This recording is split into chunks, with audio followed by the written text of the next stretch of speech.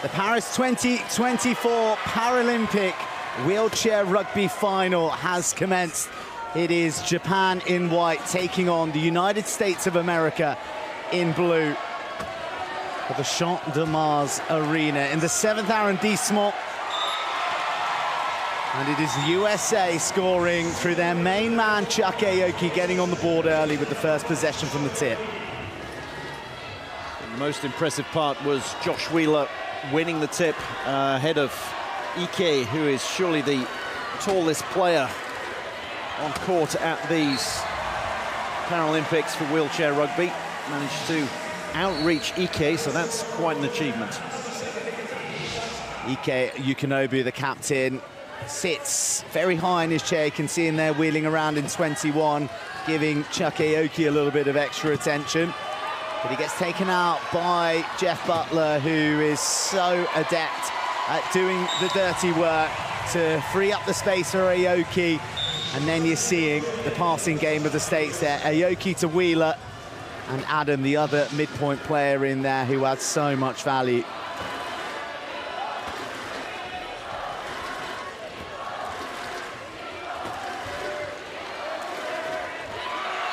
Well, Ikazaki took his eye off the ball there and it got swiped by Chuck Aoki. Fortunate for Japan, it's not going to be a turnover. Aoki gets in there, he's the one who knocks it out. So Japan retained possession, but it doesn't reset the shot clock. But look at that, Statue of Liberty there, Ike. It's such a gift that he has, not only the height, but also the ability to control the ball one-handed and manipulate it so comfortably. It is a true weapon for inbounds and ordinarily the tip. But Japan have got themselves bogged down in the key a little bit here before it opens up for Ikazaki. He looked to be in the quicksand, didn't he? But then it just opened up behind him. 2.4 seconds left on the shot clock. It was incredibly close there. Didn't panic though. Immensely experienced side out there, Japan. There's only one Paralympic debutant among them, but it isn't all about experience. You can come to your first games like this woman here. You can be the first ever female wheelchair rugby Paralympian for your nation, and you can have the most extraordinary impact on matches. Sarah Adam only made her international debut in 2021, and there is the turnover that they threatened about a minute ago. Aoki picks the pocket and 2 points clear. Ikazaki to Ike, that's usually a solid foundation. But we just know how revved up Chuck Aoki has been his entire time here in Paris. He's been fueling himself with the narrative of 16 years of gold medal drought. And when he scored the final try against GB in the semi-final, and the buzzer sounded, he was shouting, one more, one more. He won't stop until it's gold.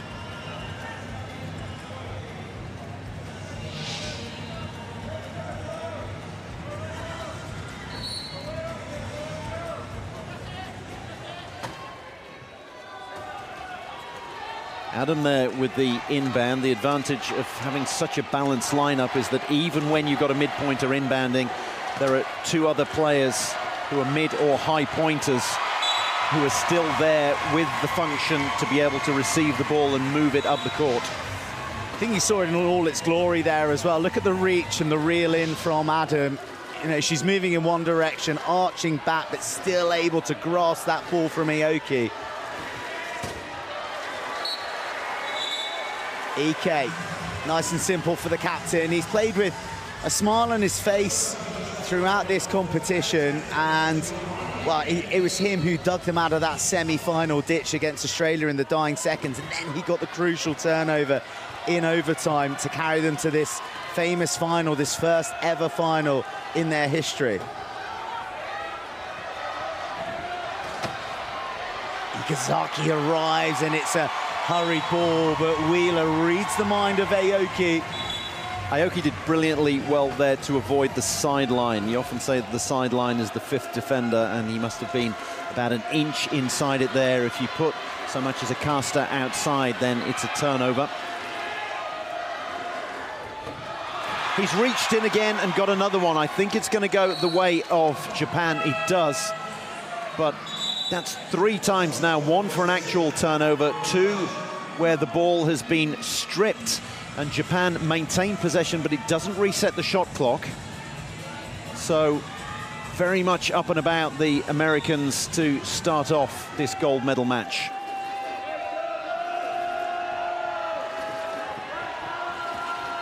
His 4th Paralympics, Chuck Aoki. Reaching foul has been given.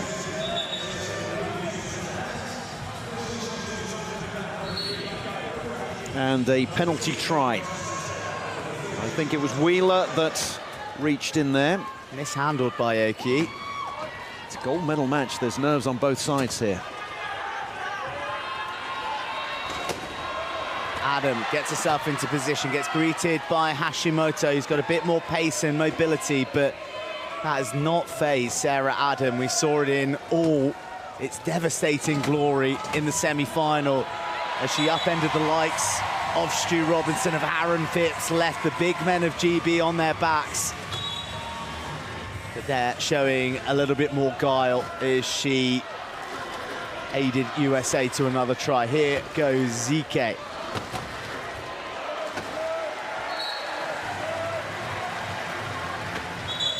The fact that Sarah Adam plays means you can play Josh Wheeler as well. It's tough on the likes of Eric Newby, who's had very little court time, and then even Chuck Melton, we haven't seen a whole lot of him. But the fact that Adam is playing enables you to play an extra 0.5. It means Wheeler can be out there, and that is such a benefit for Team USA. But how good, though, for the USA to have the likes of Newby and Melton to deploy. Think of some of the big plays that Melton's been involved in when he's come up. That out of this world take and offload from Aoki to Melton on the buzzer in their early match against Japan, in fact, as a buzzer beater. Like those are the kind of impacts that those guys can have. Now, change for Japan. Hashimoto has come out, the youngster, just in his early 20s. He's the one who's a 3.5-pointer. Norimatsu is out there as well. And Kurahashi Kae is there. So Japan doing what USA are doing. They have a very good female player in Kurahashi, and she's out there. It enables them to play 3-5-3, 1-5.5. So both teams, 8.5 points out there. Look at the mastery of EK up top. And Hashimoto, who went to Tokyo, well, didn't really get to feature, did he, as a young man, but now 22 years old, growing minute by minute into the main man for Japan.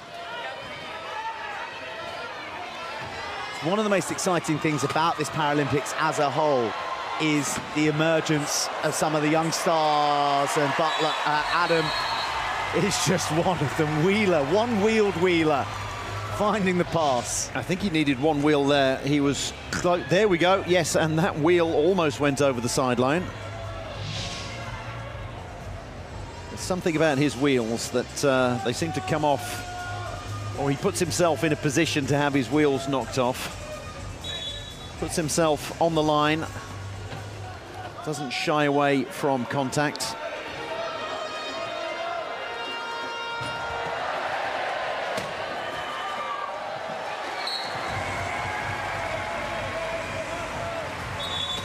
Well, the scoring is pretty free so far for both sides, and it emphasises really where the nub of the match is, and EK almost getting in there. Aoki retrieves the loose ball.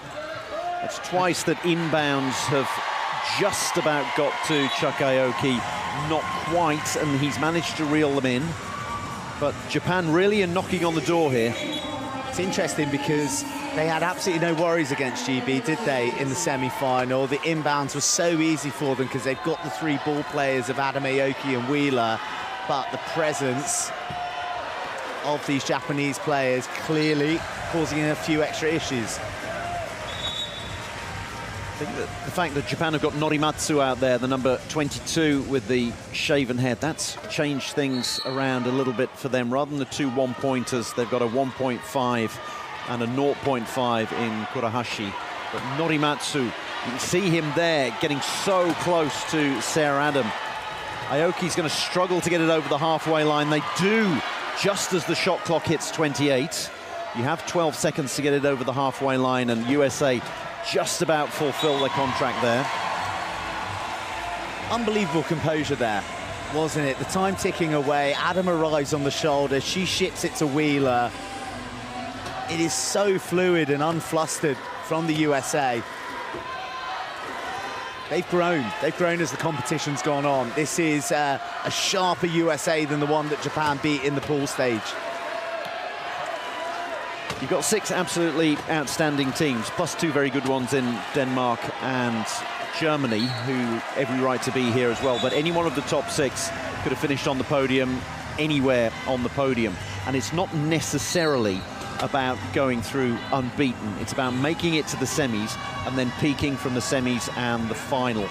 And USA certainly, I don't know if it was their peak in the semi, but they certainly hit the heights against Team GB. Well, look, if they're drawing on past and superstition and experience, they only need to look to Tokyo, where they defeated Great Britain in the group stage, and then they met them in the final and ended up with silver. Playing teams twice in the space of 4 or 5 days, you learn from your mistakes. You don't necessarily set up in a key defense if you know that the opposition picked you apart that time. You run different plays. You use different lines. It's always a learning experience. Is he a Fukuoka Dandelion, do you think? That would be a lovely touch, wouldn't it? One of the clubs in Japan where many of the players hail from. Norimatsu, the number 22, the 1.5 pointer. He's a Fukuoka Dandelion.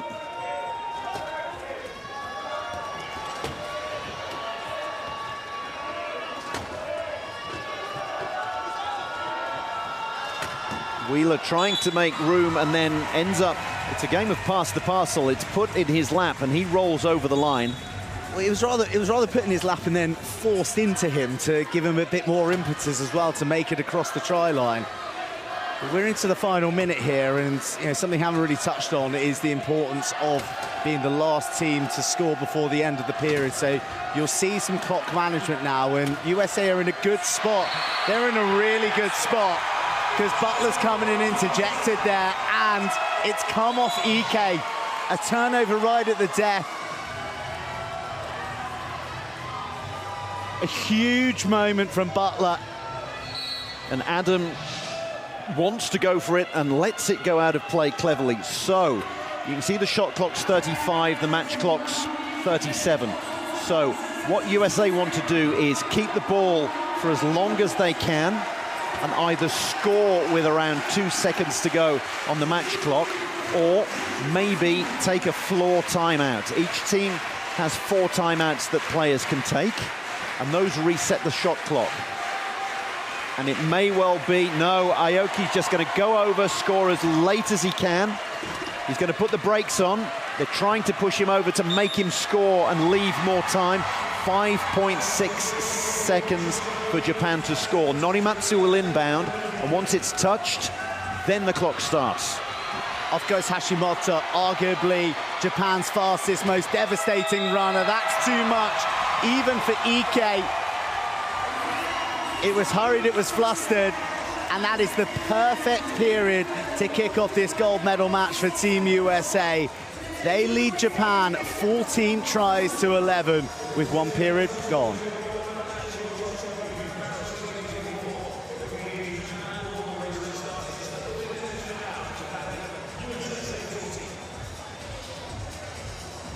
It was quick-fire stuff. Absolutely raced through that first quarter.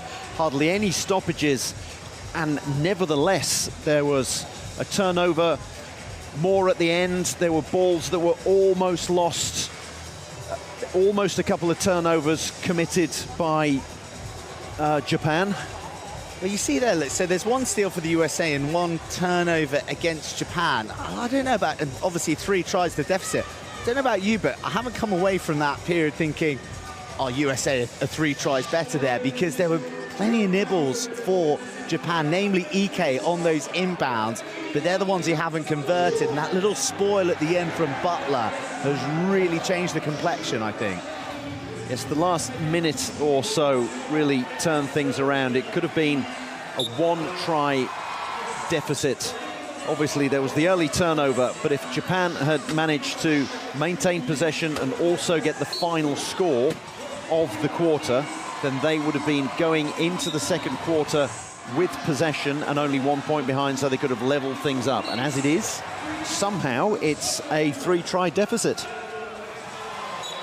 That will be reduced to 2, as he said, Drew, that they got the possession from the beginning of the second period, and they'll have the possession at the start of the fourth, should everything remain as it is.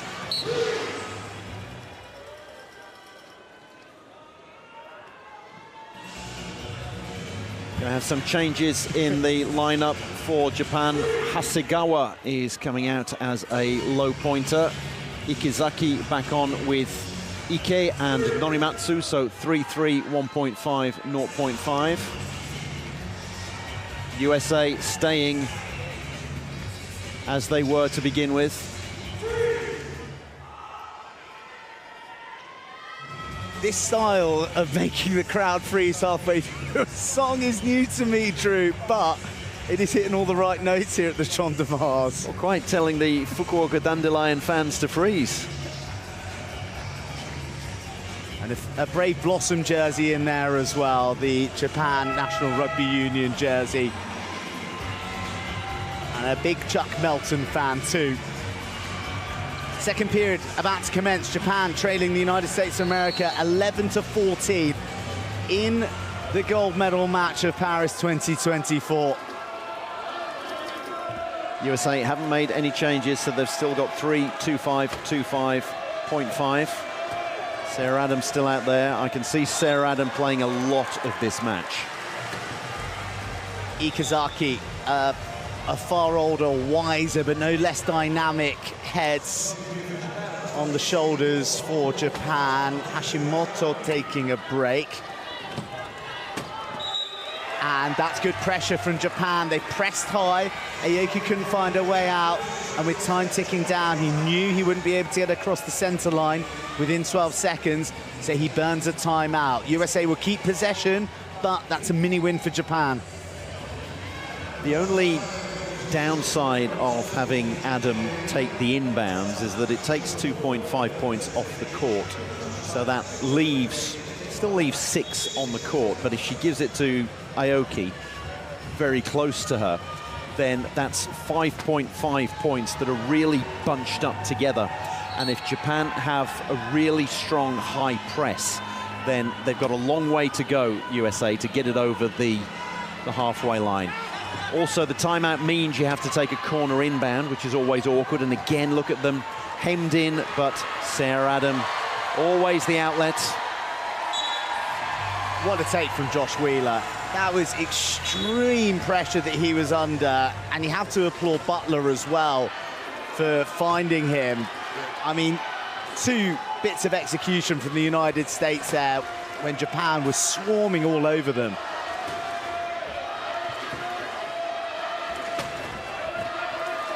Two low pointers are locking one another. I think they're actually locked on their pick bars.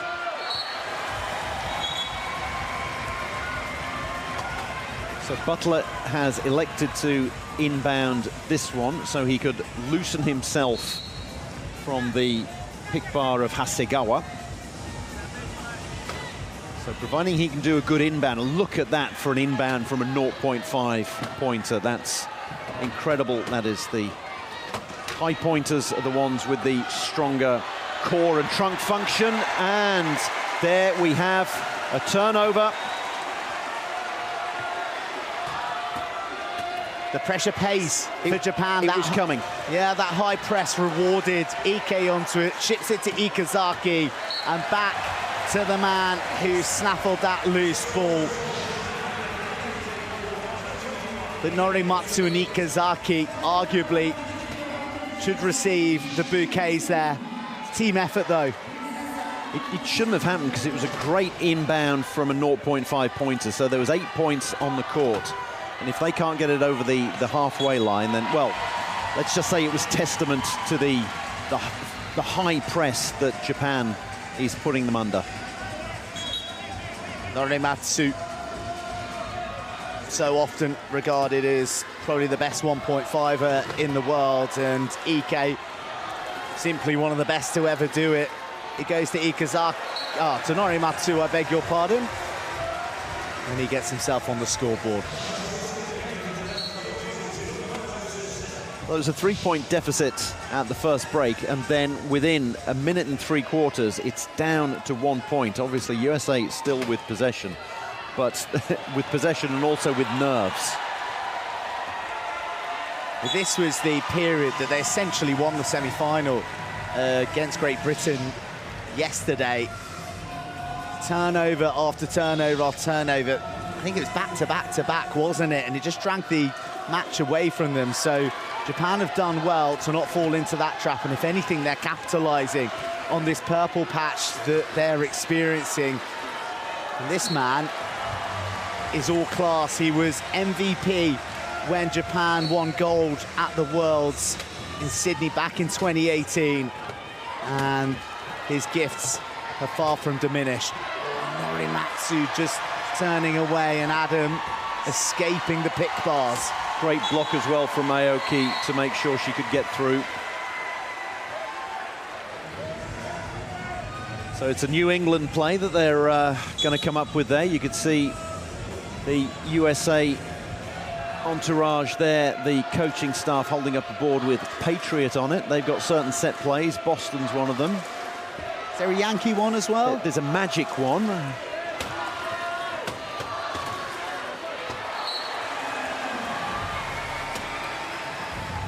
Ikazaki, the man from the Blitz. Now, we've got players set up in the substitute boxes that you can see either side of the scorer's table, so they are ready to come on next time there is a dead ball. So either when there's a turnover or if a timeout is called. You have to be in those substitute boxes to come on. You can have substitutions rolling off and on regularly. Once you've come off, you can still come back on, but you have to be ready to come on and poised in the substitution box. Well, the substitution of Ikazaki onto the court by Kishi has proven to be a masterstroke so far, because Japan looks so composed. They've got these turnovers as well. They're back to within a score, although there's no obvious way through. Ikazaki just fizzes it into Norimatsu. He slips it into reverse, and it's another nicely worked try. Well, incoming.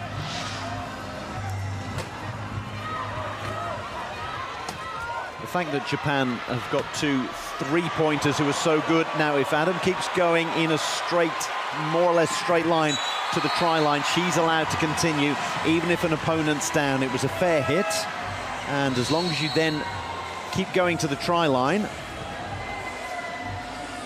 it's almost as if she looked around to the referee and said, can I keep going? And Liam Costello, the Aussie ref, said, yes, you certainly can. So this is a stoppage in play because one of the players has to be lifted back up, and that enables substitutions to be made. And Japan have done so. Ikazaki's last contribution for Hashimoto to come back on. A very, very valuable contribution at that. Oh, Hashimoto has seen the ball dislodged.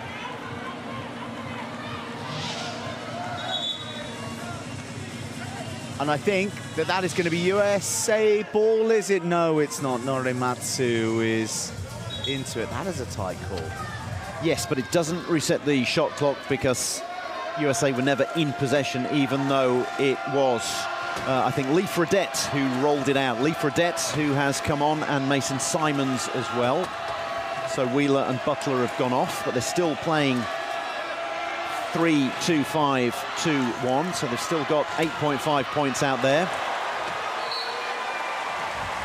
3 seconds to go on the shot clock there. Lee Fredette is one of the many Americans out there who are inspired to take up the sport after watching the seminal documentary Murder Ball. Is that going to be an over and back? It is. So Simons had the ball more or less in his possession, but his chair was half over the line, and then he got knocked. A big hit there. Well, he lost the ball anyway. So either way, it's a turnover, and Japan are going to level this tie.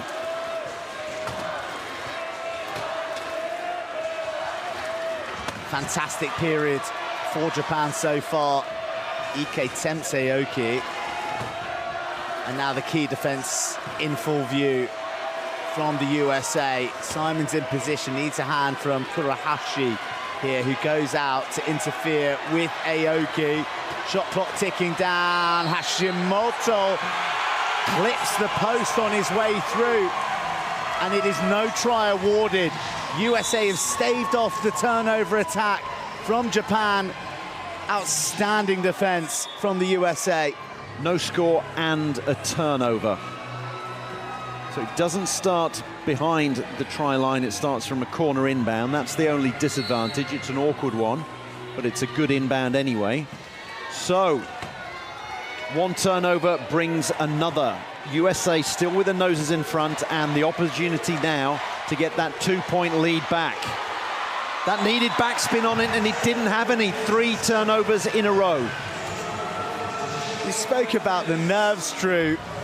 How often do you see 3 turnovers exchanged in so few seconds from such quality athletes? And a penalty is drawn there from Mason Simons, a little over-eager to get his clutches on the ball, and you can't make contact with the man. Simons there, he's the one who lost the ball for the original turnover. He's the one who didn't get the ball for the 3rd turnover, and he's obviously snatching at things a little bit. He's desperate to make amends, and the finest of margins are going to decide this match. So Hashimoto has scored there, and he took a bit of time so that Ike could go across and block Simons' route from the penalty box. It means Simons has had to nominate himself for the inbound, which isn't the optimal way that the USA like to do so, but that's a lovely ball to Wheeler, who gets clipped by Norimatsu, who's working incredibly hard out there. He's been really effectual. We'll call it a lovely ball to Wheeler. Wheeler made it a lovely ball. It was far too close to the sideline there, and Wheeler managed to keep both wheels inside. Simons needs to calm down. It's stretching Wheeler to bring out his very best. Sheer height of Ike works there. Yeah, high looping ball. Made it nice and easy for Hashimoto, who lets his wheels do the rest. He's the fastest player out on court, and he's showing it. 21 apiece with 2 minutes and 5 seconds to go. An equipment timeout for one of the players. They're calling the Boston play this time around, the USA bench. So now we are getting into the realm of the last 2 minutes, timestamps, when they want to score. USA have used one of their timeouts. Japan haven't used any of theirs yet, so it could be that Japan try to manage the clock, run it down, use a timeout, and keep the ball out of USA's hands. We're not quite yet there. Still, both teams pretty rich with timeouts at this stage. To have all but one in the game is pretty unusual at this period.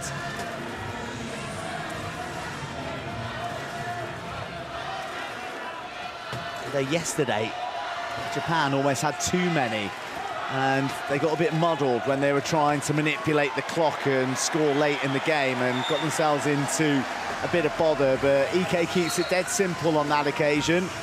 Trusts his skills, his agility, his pace. He said ahead of this that he may not be quite as athletic, or his fitness might not be quite up there like it was in Tokyo, but he still feels he's at the peak of his powers in terms of experience, his ability to bring the best out of those around him. And he is leading from the front in his performances. Timeout called because Simons can't get across the center line within 12. The problem there for USA was that Aoki had the inbound.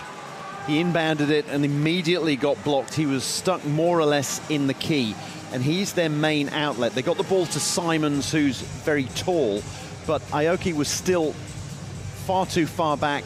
There wasn't quite enough push from the 2.0 player Simons. They hadn't got the acceleration, and it meant that Aoki was the one who ended up taking the timeout. You can take a timeout if the ball's in one of your teammates' hands. It doesn't have to be you, but he took the timeout there because he was far too far back, having taken the inbound.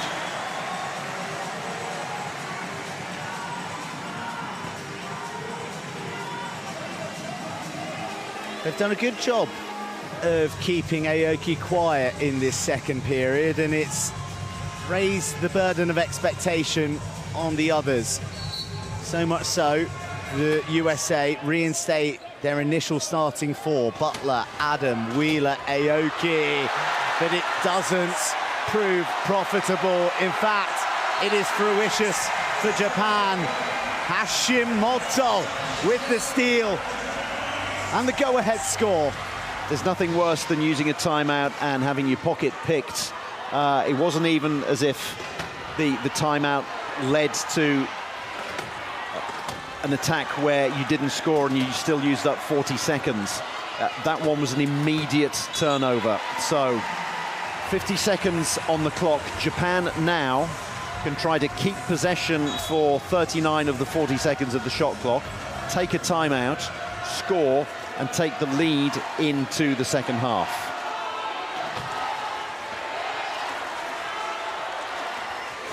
They've got over the halfway line, need to stay over the halfway lines. They try to push Ike back.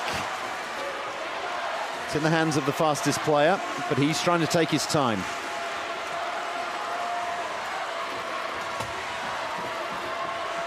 There's a confidence with which Japan is zipping the ball around now, although Hashimoto is in a claustrophobic zone. He's now on the court, and Ike calls for a timeout. And that should, if they can manage this attack in a timely fashion, should mean that they get the all-important last try. They've got 14.2 seconds in which to score. No changes made. It was a timeout, so you can almost bring on the equivalent of a penalty kill, as you do in ice hockey. So the clock starts ticking. Can Japan get the final score?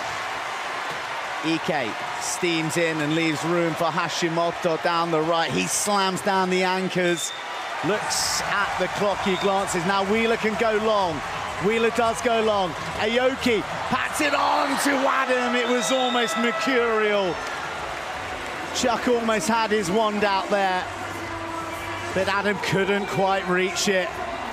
Japan failing to learn the lesson of what the USA did to them in the group, but on this occasion, just inches away, and the Japanese's blushes are spared.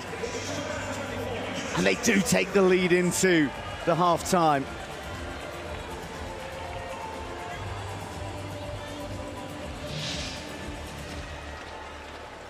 Half-time in this riveting gold medal match of the Champ de Mars at Paris 2024. Japan edging the United States of America 24-23. Great effort there by USA. They had 1.9 seconds on the clock. Obviously, all the Japanese players had come forward trying to get the final score, so they were all forward. Aoki and Adam went flying up the other end of the court as soon as they knew that Hashimoto was going to score. The clock only starts after the inbound is touched by another player or a chair. So they let it bounce a couple of times, and then Aoki trying to tap it onward to Adam. It was almost a miracle play, but didn't quite come off.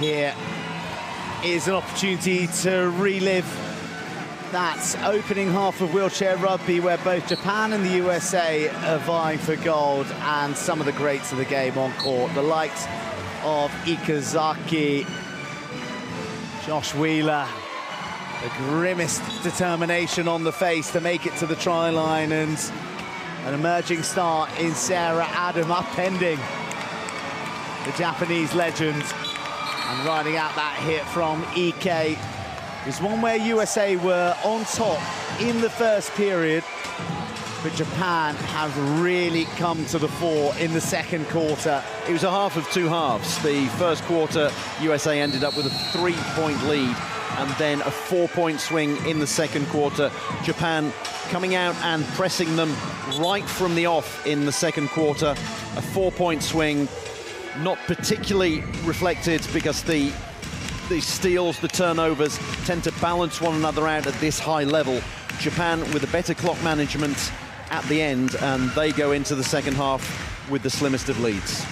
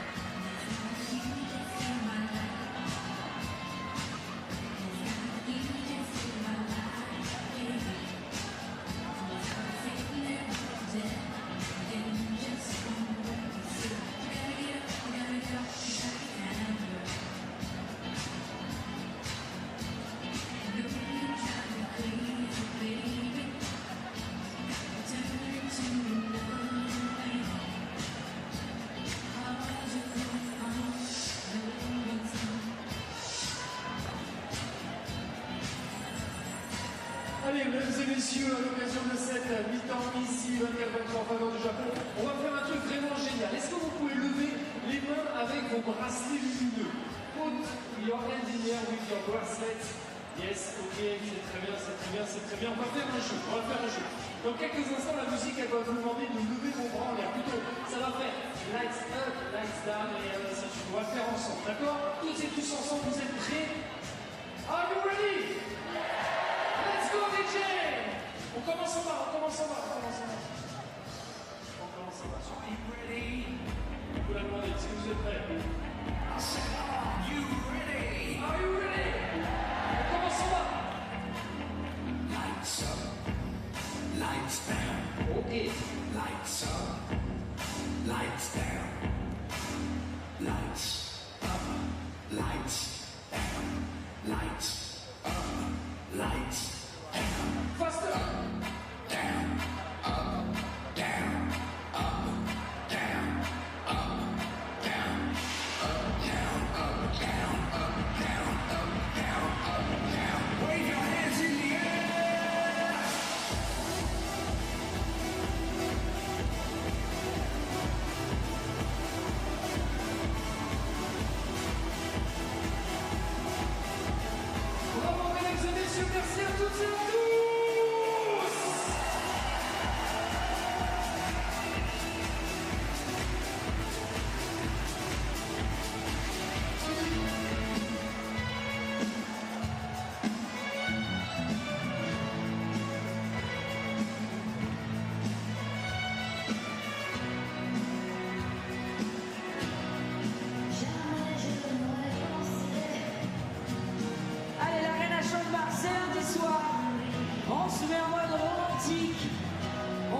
des classiques.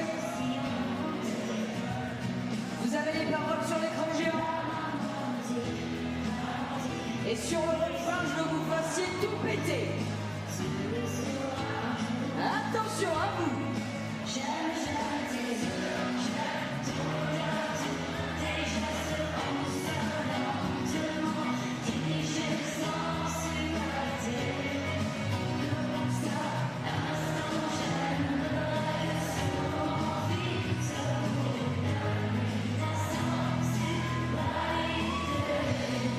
C'est pas mal, pour la dernière fois, je vais monter sur ma chaise et tous ensemble, on va balancer les bras de droite à gauche en rythme. La relâche en main, c'est le dernier karaoké de cette compétition de rugby fauteuil. Si vous avez envie de vous lever avec moi, de bouger les bras, c'est maintenant. Attention sur le refrain, je veux tous vous entendre. À vous.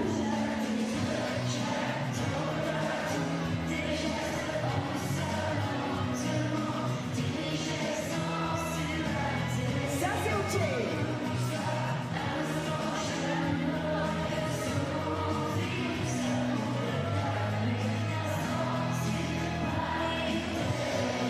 Ok, je vous rappelle qu'on est à Paris, la fête de l'amour, mesdames et messieurs.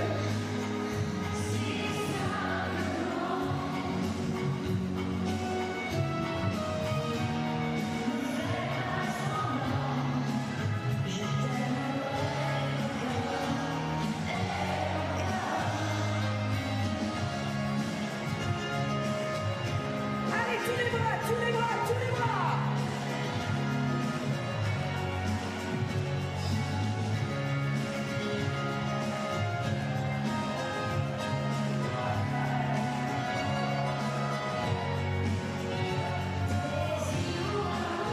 Attention, la relâche passe encore plus fort.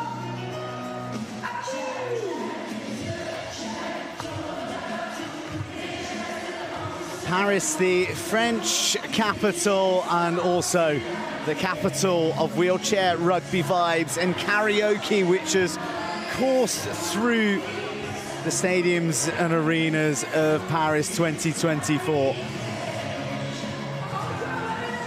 It has been a truly magical experience, these 5 days of the Champ de Mars.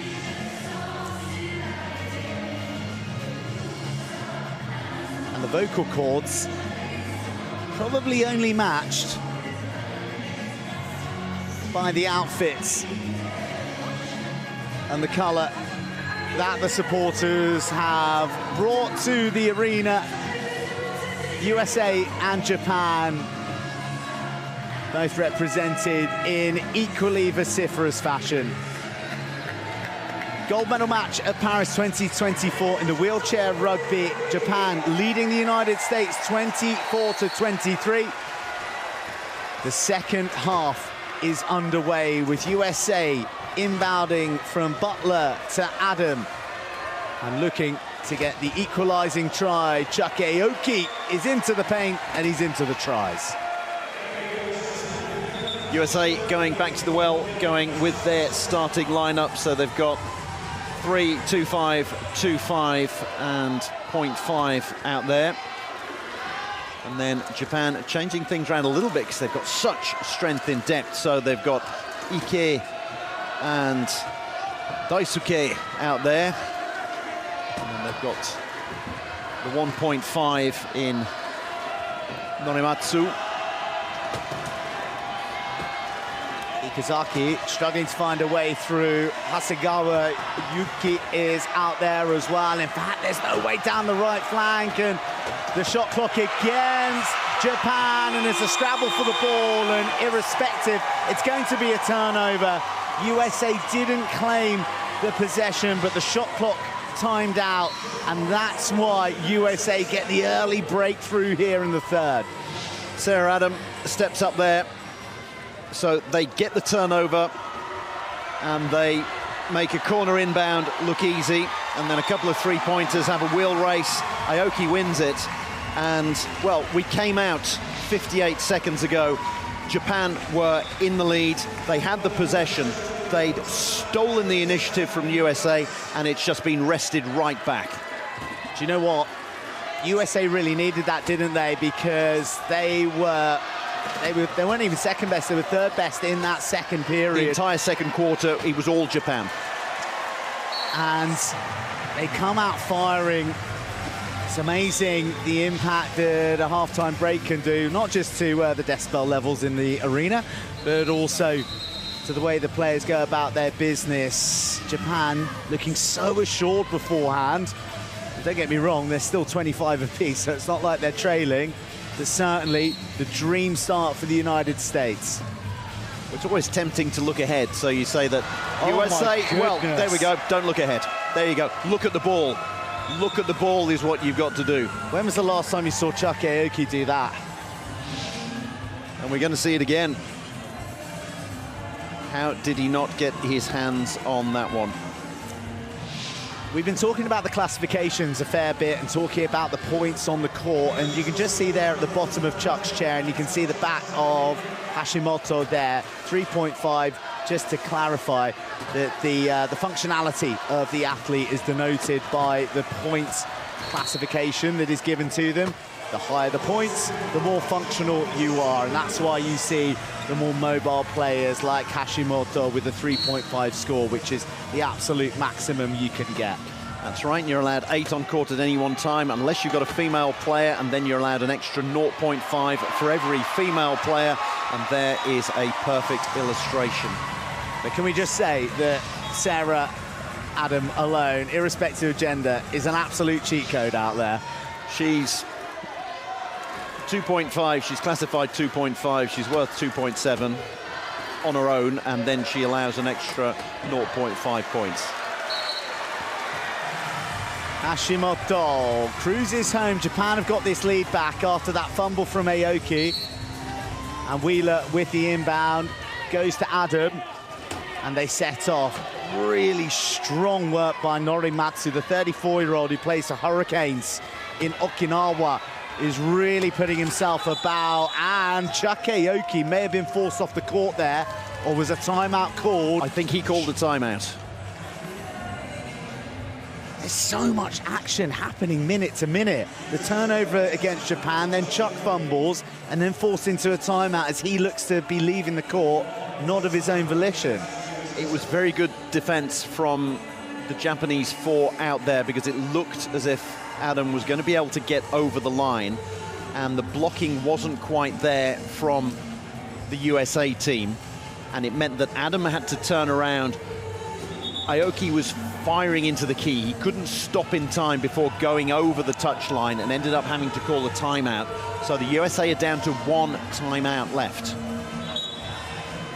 The good thing about taking that timeout is it means that they've reset. They've had a chat with Coach Delagrave and hopefully calm things down a little bit.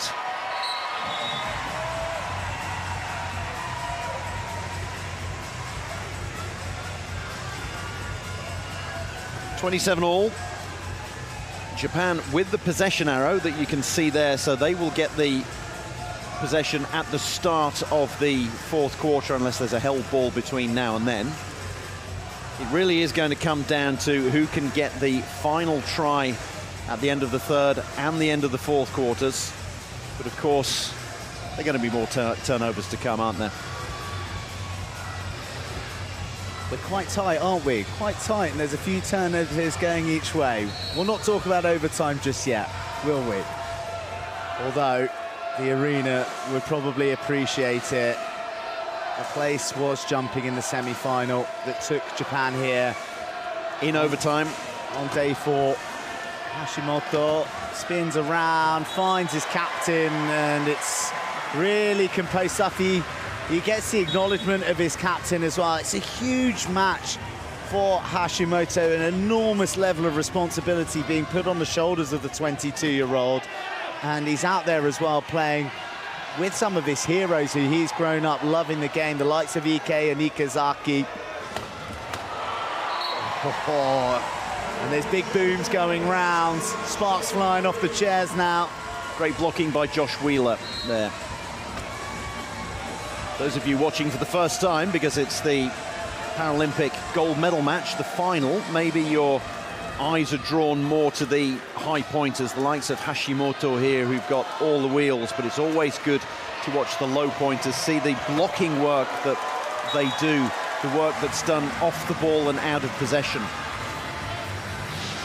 Awesome effort from Wheeler there to keep pace with Hashimoto. He wasn't too far away, and due to the engineering of his chair, it's not as easy for him to hold a player like Hashimoto, like the other players out there who've got the additional bit of metal at the front known as a pick bar. It's lifted really nicely. The timing exquisite from Wheeler, and into the arms of Aoki, who've got a bit of rhythmic scoring into their system as well. They needed it after those two moments that didn't go their way. Ike rides his way out of the challenge and spins back, and well, he's got Wheeler and Aoki for company, and it may... Oh, look at that. Look at the strength. Look at the awareness to find Hashimoto. Norimatsu takes out Adam, and that means that Hashimoto can get through. Number 22, the bald head of Norimatsu. Keep an eye on him, the blocking work he's doing. That's why Japan are in the lead at the moment. Well, we're in an indoor stadium, a purpose-built stadium that is air-conditioned, but the sweat that is dripping off these players, Chuck Aoki in particular, they're leaving it all out there.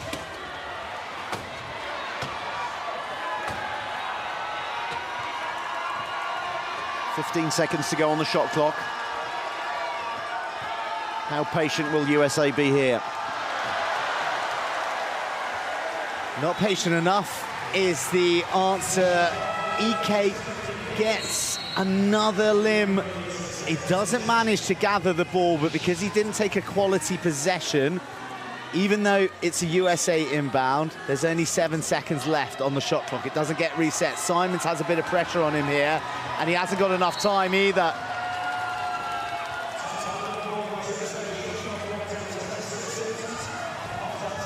USA, by my calculations, have no more player timeouts left, and they are a long way from the end of this match. Simons was brought on there to give Sarah Adam a spell, saying dripping with sweat. We see Bo Vernon there. Bo Vernon's there. He's a bronze medalist from earlier in the day, and arguably best in class at 0.5, and well, Ike Yukinobu is everywhere at the moment. He is kryptonite to the USA's designs of breaching the Japanese key. So they've taken a timeout which reset the shot clock to 15. 10 of those seconds have gone. They're down to 5 seconds. No more timeouts that can be used. A coach's timeout has been used by Joe Delagrave. Resetting themselves again. Eric Newby's out there, which, to be honest, I think is a better option than Mason Simons, but is Simons going to be out there as well? We're just seeing the impact of Ike, who we touched upon the heartbreak that he felt in the wake of not making it to the final in Tokyo. Destiny is a word that he bandied about in terms of him and the team's feeling. They have well and truly dusted themselves down, and they have come to Paris laser focused on this gold medal. Simons, the coach's timeout resets it to 15. No try. Newby swept across the back line before Chuck Aoki could transfer the ball. Let's take a look at his wheels.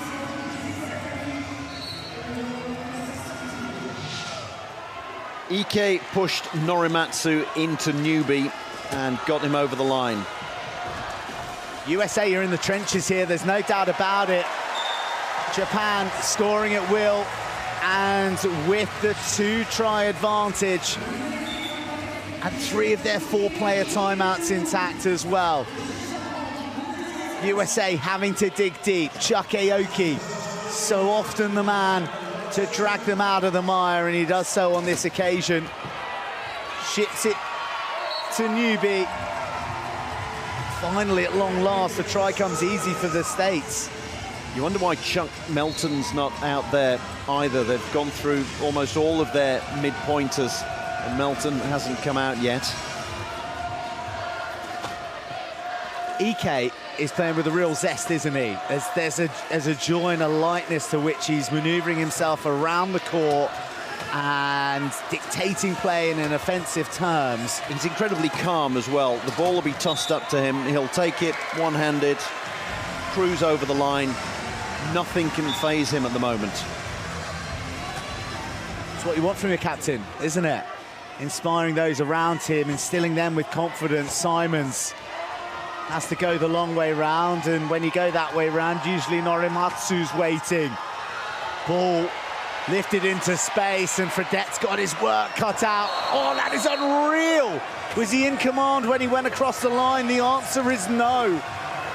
He had to throw that forward, Simons. 28 seconds on the shot clock. It was desperation stuff, and they got no timeouts. He got half control with the wheel. It wasn't full control in his hand there. And he also took out the post as well. There was a lot going on there. I mean, if he'd held on to that, up against the wheel whilst tipping over, that would have been one of the moments of the game so far. Norimatsu with a corner inbound, and Ike reaches tall, sits tall in the chair. And it's all looking so easy for Japan at the moment. The men in white, the men and women in whites, are turnover by turnover, try by try, taking this final away from the US. May think that we're speaking a little prematurely, but a 3-try lead and the USA having no timeouts is hugely significant. USA with 3 points up early on, so it can be turned around. But the lack of timeouts is going to work against them, I think. Goodness me, if Aoki hadn't got that away, Hashimoto had bounced him back across the center line. Having to work extremely hard to break down this Japanese defense. Aoki, no way through for him, but there sure is for Eric Newby. The St. Louis man rams his way home. The disadvantage of USA having such a well-balanced lineup with Chuck Aoki and then 2.5 and 2 pointers there is that they really need a 3.5 pointer that you can just give the ball to, and he will go coast to coast in a matter of seconds. And that's the outlet that they've got, Japan have got in Hashimoto. They do have Zion Reddington, but he's a youngster. They don't really trust him, not on the big stage here, and the ball's going to go loose as well. Aoki will pick it up. The hits at Ike's planting on Aoki are so good because they're sticking as well. Aoki has to wheel his way back. You don't have to have a 3.5 pointer out there all the time. You don't have to go high-low like Australia, Team GB, but if you've got that option, one you can trust, and that's what they've got, that's what Japan have got. They can start with 3 pointers. They've got 3 excellent 3 pointers in there, but they can bring on a 3.5 pointer they totally trust, and that's such an outlet for them. Norimatsu was forced across the back line. So, well, no penalty try, in fact. He's going to go to the penalty box, so USA are going to have to do it themselves. Butler is here for the inbound. The advantage of that as well is that it makes it a dead ball as opposed to a try, and it means that substitutes can come on. Sarah Adam is back on. If anyone can swing this match back in USA's favor, it's her. So, no pressure, Sarah. 1 minute and 3 seconds to go. There haven't been many boards going up there. It's merely a case of score as many as you can for USA. And then Japan, well, they're just going to keep on keeping on. Japan with timeouts in their pockets, so they're no doubt going to use one of them here. They might even use two.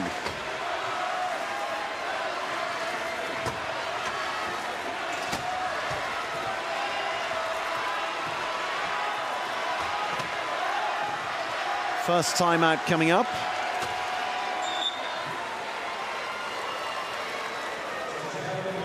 And it's taken right down to the wire. Japan were in a similar position at the end of the third period in the semi-final, where they used two timeouts and they got themselves... And that lady knows it. I think she was here to see it. She's hoping that history isn't going to repeat itself, and that's the strength of Ike Yukinobu, that he can just put that arm out and beat anyone aerially. Now, have we had a reaching foul? We have indeed. Well, that's going to work out really well for Japan, because Josh Wheeler's going to go off court and the shot clock's going to be reset to 15. This gentleman here went through the ringer yesterday emotionally. He's going to be a lot calmer now. Wow, he's now the one who is revving up the Japanese support. Not to say that the team aren't doing enough revving themselves. Japan race back into position in the backcourt. Hail Mary, big shot comes in on Wheeler, Norimatsu ducks, and that is another outstanding period for Japan, who are in pole position in this gold medal match. Hashimoto roars. The fans roar. And it is Japan who've roared into a three-try lead with 1 period to go. Japan 35, the United States of America 32 in the gold medal match.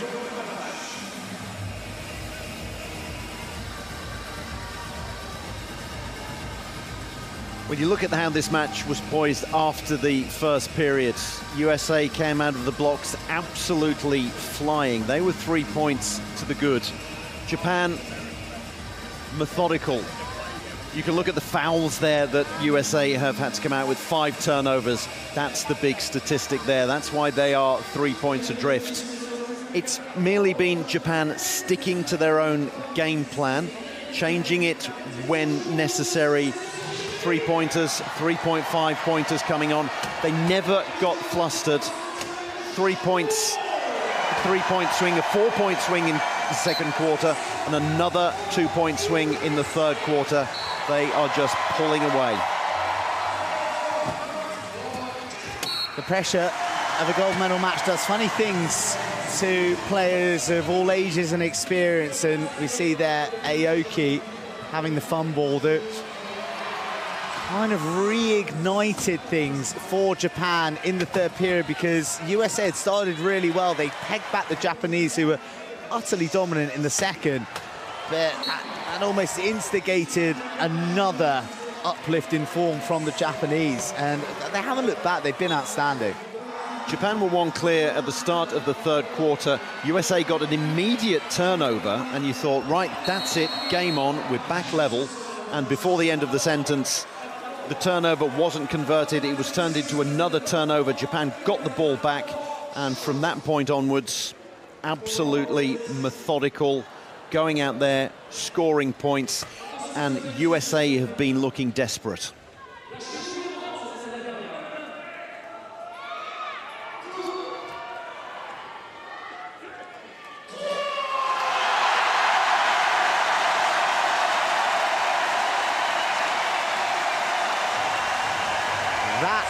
Pretty much sums up how we all feel about wheelchair rugby in the Champ de Mars, doesn't it, Drew? An incredible 5 days of competition is crescendoing to a golden climax here. Will it be Japan? Will it be the United States of America? Currently, Japan are favourites. They lead 35-32. Well, there's barely an empty seat in the house here. It's been incredibly well attended across the 5 days, as have all events at the Paralympics. Paris has done the Paralympics proud. Japan are about to extend their lead to 4 tries. USA need to force turnovers, they need steals, they need to chance their arm here. And they need to unsettle Japan. It has been a picture of serenity on court for the Japanese. Adam loses the ball, airbound, and then, even more critically, loses the ball full stop. She had to get the ball forward, she had to get the ball over the halfway line. Butler hasn't got the ability, the trunk function to get that ball, to get forward, to get over the halfway line. So it was a pass that was in between two players really there. Half a dozen turnovers, you can't do that in a gold medal match. It's as simple as that.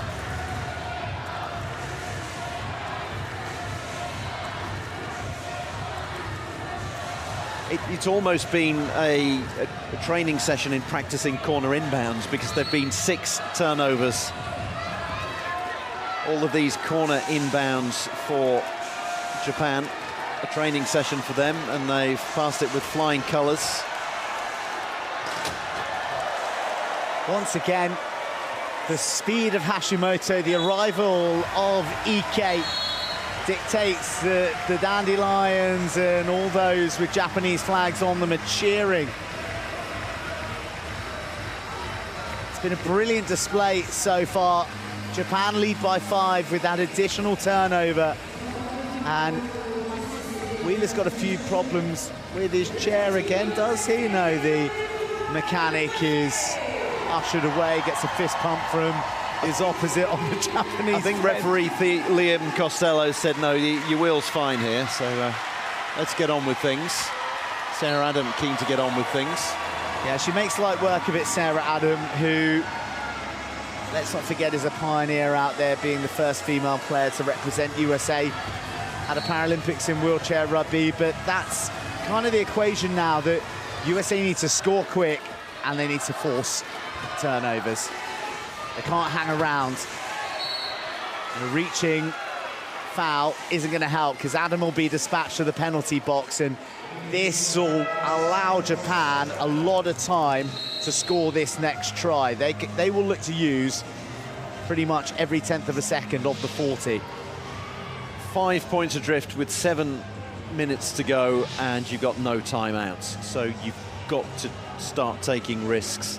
Try to get the ball loose, try to force a turnover, and you always run the risk of committing a reaching foul.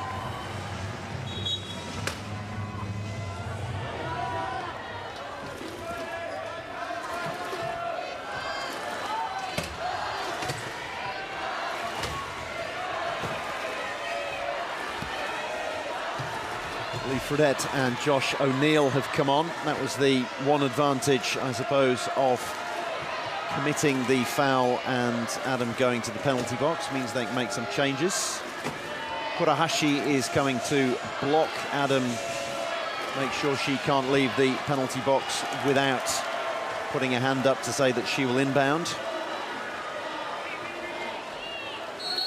This is agonizing for USA and their fans who are watching, because they can't really do anything about Japan taking all of this time to score as well. So frustrating. How can they affect this final period? Fredette to Adam. She bullies her way forward. Aoki lays claim, and off he'll race. Fast as he can. High press coming from the United States, I'm sure. At the moment, USA are playing under classification. They're playing under points. They're only playing 8, whereas they can have 8.5 out there with Sarah Adam. They're playing 3, 2, 5, 1, 5, 1. And you've really got to ask yourself, where is Chuck Melton? He's obviously not able to participate in this match, otherwise we would have seen him before, we'd have seen him now. If they're going to play under strength, then there is something wrong.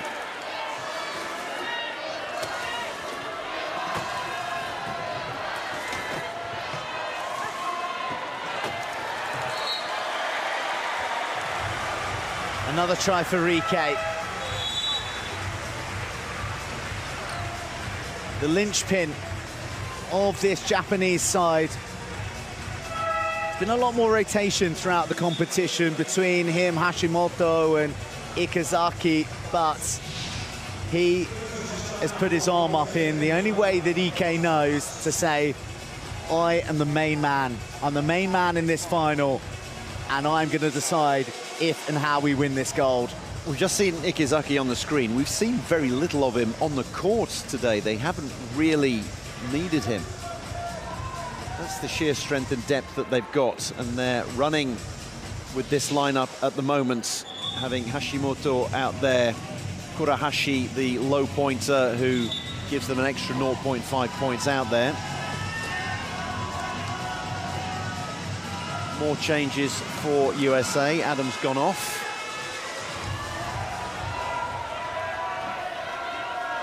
Wheeler, Fredette, and O'Neill out there with Aoki.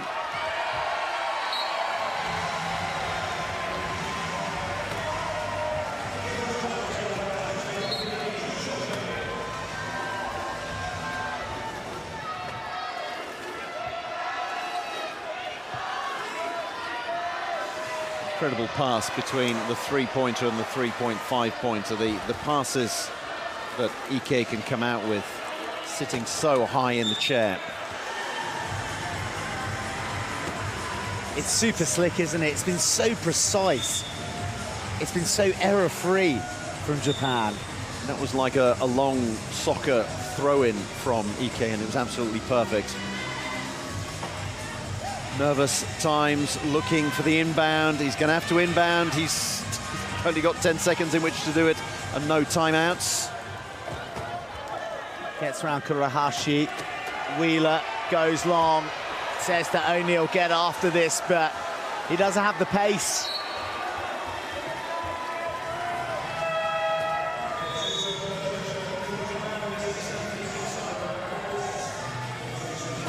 And right here, right now, I just can't see a manner in which the USA can overcome Japan.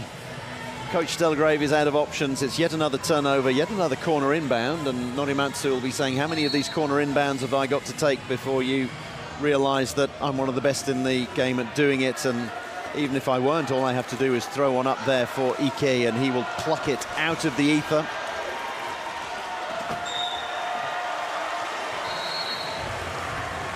Ike Yukinobu, try number 14 in this final. Head coach of the Freedom Wheelchair Rugby Club. Well, he may just get the freedom of Kochi in the wake of this performance in what is looking increasingly like a gold medal winning display. He's 44 years old. He made his debut 11 years ago. He made his debut in 2013. He became captain in 2014. He was obviously the kind of player that they thought we can build a side around. Wheelchair basketball player as well, and a gold medalist at that. And you have to say that he's 4 minutes and 40 seconds away from adding to that tally. It's incredible to hear how they've harnessed the hurt of Tokyo in achieving the final here. I mean, that's history in itself for Japan, but then now to put this performance together as well. They use the word disbelief. They just couldn't believe, they couldn't get to grips with how they hadn't made the final in Tokyo. But it has emboldened them, and they managed to sharpen their minds and grow throughout the cycle. And here they are, currently putting on a masterclass against the US, leading their North American rivals, their great rivals, by 5 tries, soon to be 6. Well, we were asking what USA could do, and they were out of options, so they've gone back to the well. They've gone back to their starting lineup, the 3-2-5-2-5.5. Sarah Adam, Josh Wheeler back out there. It really is a last throw of the dice for them.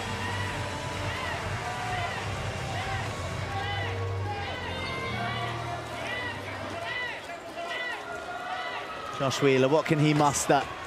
He looks for Adam, and he doesn't find her. Errors being compounded for the USA. They've completely lost their rhythm here.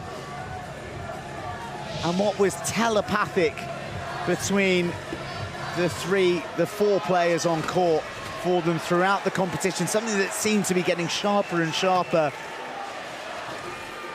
They sadly evading them here on the biggest match. Peaked in the semi-final and carried it over for one quarter. And you thought, this is it, they've peaked at the right time. Maybe it was ever so slightly too early. Japan, the way that they have raised their game today, absolutely incredible.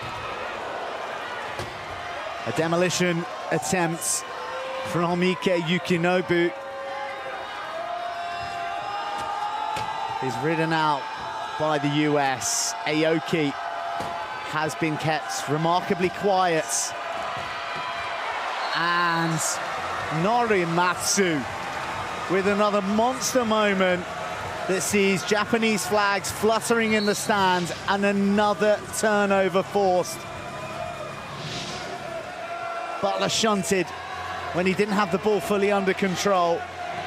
Always going to be tough for a low pointer to try to control that. It would have had to have landed perfectly in his lap, but things just aren't landing perfectly for USA, and they haven't for the past half an hour.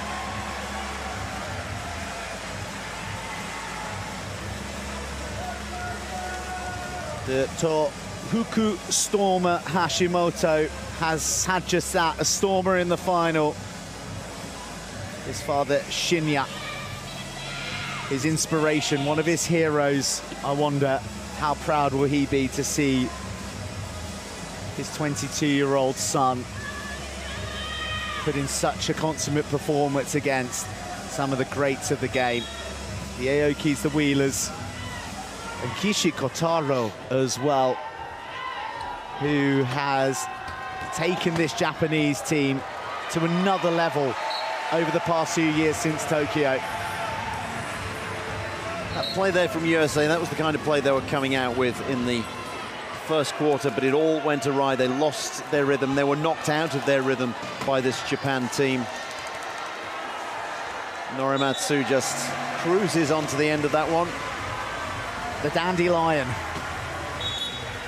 The dandelion himself. Well, his performance has blossomed in the final. I think you'll agree, Drew. Norimatsu's been a key cog.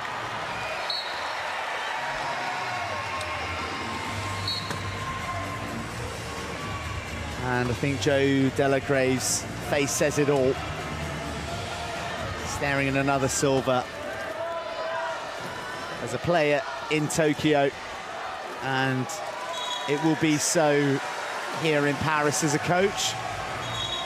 The good thing for Japan, who are so disappointed and, as you said, in disbelief after Tokyo, was that we've had a short Olympic and a short Paralympic cycle. We had a longer one before Tokyo 2020 being played in 2021. So we've just had 3 years to come here, and only 3 years really for Japan to have to lick their wounds, and they've certainly peaked at the right time. With so many ups and downs. You had Australia winning the World Championships in 2022, and then Japan beginning to dominate around 2023. And then the warm-up tournament for this, the Canada Cup, where they defeated everybody, the rest of the top 6 nations. They defeated all 5 of the others in the round robin, and then Australia again in the final. And they've certainly peaked at the right time.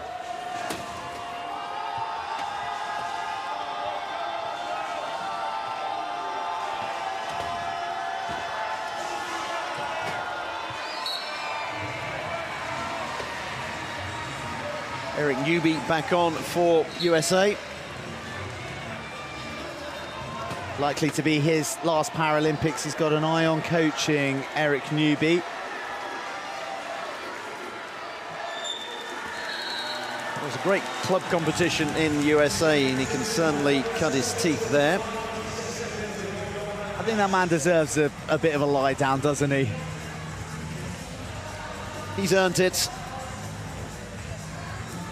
And Japan, their main 4, certainly, yes, Be careful of the head with the fall, but these guys know how to fall.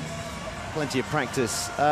Japan not going through the bench at the moment. They're keeping more or less their starters out there, and certainly is. I'd love to see Shimakawa.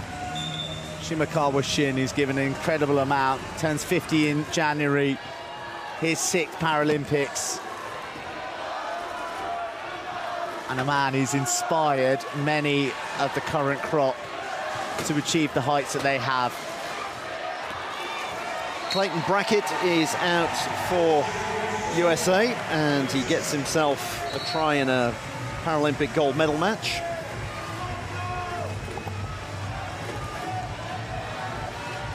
You've got a feel for Chuck Aoki at the moment.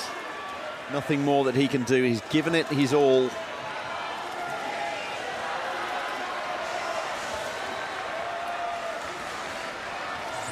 And he must be looking at Hashimoto and thinking, that kid's in his early 20s. He's going to play for another 20 years, if not more. What the heck are we going to do to combat him?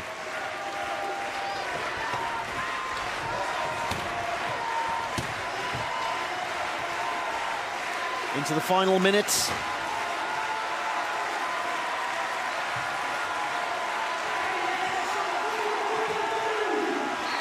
The Champ de Mars arena rises in acknowledgement of both sets of players. It's another score for USA, but it'll all be in consolation.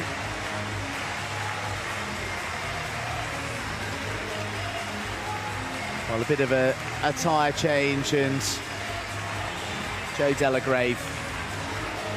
Disappointment writ large across his face, and conversely, for the Japanese fans, there are tears of joy in the stands. With potentially the final possession of Paris 2024. Hashimoto, a rising star, who with his performance across the competition has written his name into legend. Timeouts to work with as well for Japan, should they wish to use them. Ike loses the ball and goes wildly off court. 6.9 seconds remaining. Norimatsu with the final inbound of Paris 2024. Ike wraps up the ball. It's a turnover right at the very end with 3.7 seconds to go. A held ball. It's a held ball, isn't it? Yes, so they should have used one of those timeouts. USA inbound, they're intercepted, and Hashimoto launches the ball into the skies of the Champ de Mars arena, and fittingly so. It has been a performance out of this world. From the Japanese, it is agony for Aoki and the USA. And it is jubilation for Japan. They are the Paris 2024 wheelchair rugby gold medalists.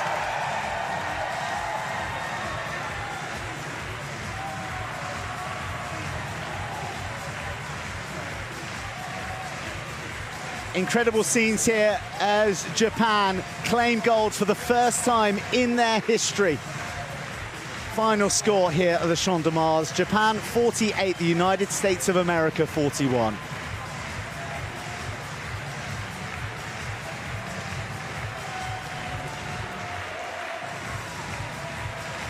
Emotional scenes on the court and off the court. So many fans who've travelled halfway across the world, from the west, from the east.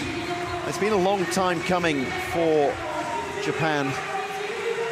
They think it should have come 3 years ago, but it's come now, and they are on top of the world. And they fully deserve that gold medal. They showed it today. Consummate performance in the final. Never looked flustered. A 7-point margin over one of the best teams in the world.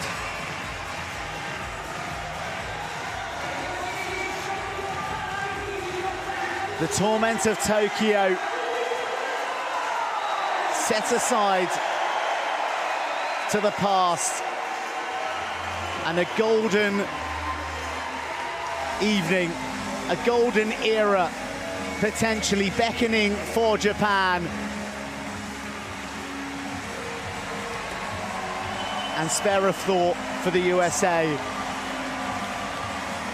who really did think that this was their Paralympics. They came here determined to end the 16-year wait for a gold medal.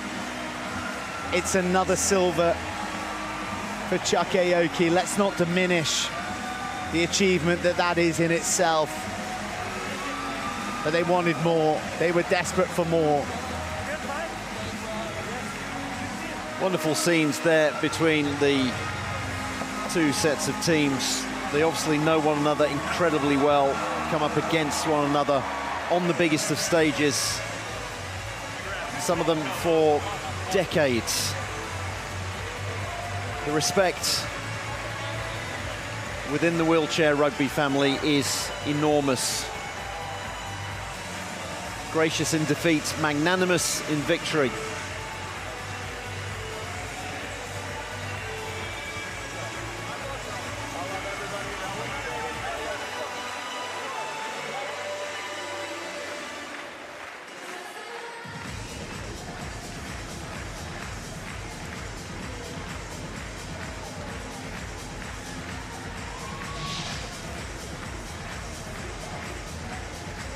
Pictures that say 1,000 words. The two brutal sides of sport.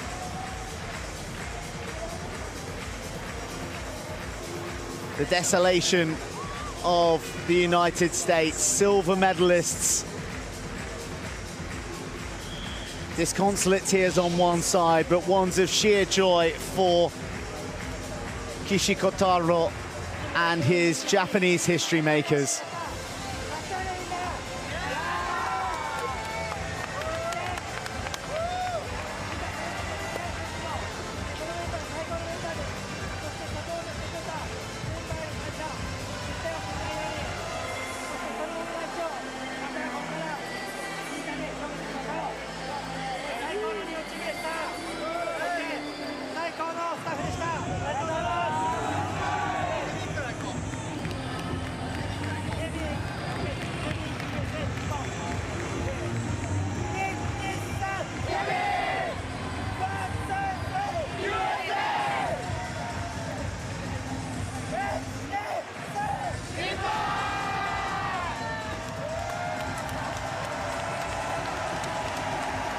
What a difference 3 years make. They were on the court, still in tears, an hour after falling to Great Britain in the semi-final in their home games in Tokyo. And now the tears are history-making ones as Japan claim gold at Paris 2024. Tough scenes for USA, coming so close once again and knowing that you're going to have to wait another 4 years, but 4 years for them, it's going to be on home soil. The pressure's on them now. 4 years' time, they will be in LA for the Paralympics. 4 long years to think about this moment, to build on it, and to do exactly what Japan have just done. 4 long years for that guy to get better, though. He'll be in his mid-20s. Hashimoto. He won't have peaked by then. Katsuya, 22 years old, second Paralympics, a bronze in Tokyo, now a gold in Paris. He said, ahead of the games, I feel like I can't live without the sport. Well, I feel that the sport is going to be living with him for many years, potentially decades to come. And let's hope that Chuck Aoki, well, I'm certain that Chuck Aoki will be back. And he'll have his eyes on gold again.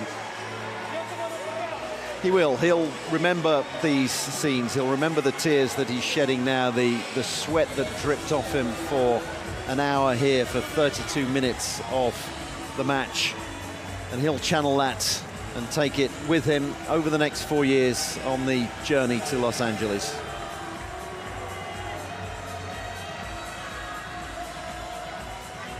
But at the moment, it's all about Japan. It's all about the winners. They've earned it, been peaking over the past year. They've learned how to beat the best teams. They've seemed to have Australia's number, even if it did take them overtime and more to get there yesterday. But what a performance from them today. Behind after the first quarter, but never looked flustered. Absolutely stuck to the game plan.